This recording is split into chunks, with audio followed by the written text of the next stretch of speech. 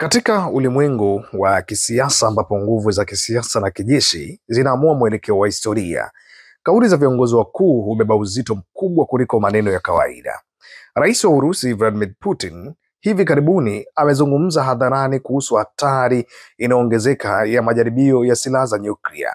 Kwa sauti thabiti kabisa, alisema wazi kwamba kuna mataifa fulani ambayo kwa siri au kwa wazi yanajiandaa kuleta kwenye majaribio ya silaha hizo za maangamizi makubwa. Putin alionya, ikiwa hatua kama hiyo itachukuliwa, basi Urusi haitabaki kimya, bali itajibu kwa namna ile ile kuhakikisha usawa wa nguvu unabaki kuwepo. Kauli hii imerejesha kumbukumbu za enzi za vita baridi, pale ambapo Marekani na Urusi zilikuwa zikifanyiana majaribio ya nguvu, kila upande ukijaribu kuonyesha uwezo wake wa kijeshi.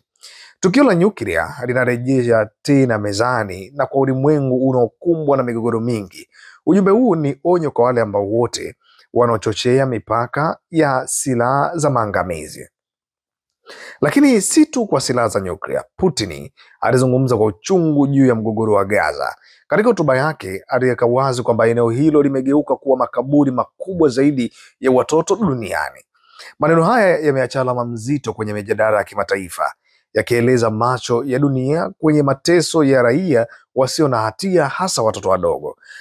Hata hivyo, Putin hakutaja moja kwa moja ni nani aliyebeba dhamana ya hali hiyo. Wengine wanaliona kama hili mbinu ya kidiplomasia, kauli yenye kugusa hisia za dunia bila kuingia moja kwa moja katika lawama.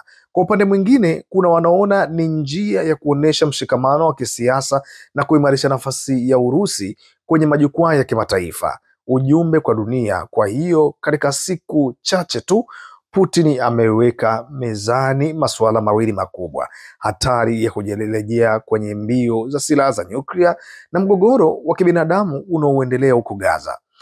Kwa ulimwengu unashuhudia mivutano kati ya mataifa makubwa, migogoro ya Mashariki ya Kati na changamoto za kiuchumi duniani kote. Kauli hizi zinaongeza uzito wa hofu kwamba dunia inakaribia tena kwenye nyakati ngumu za kihistoria. Historia itakumbukwa kwa maneno kama haya, kama honyo au kama mwanzo wa mwelekeo mpya wa kisiasa, na hilo linasubiriwa kuandikwa tena.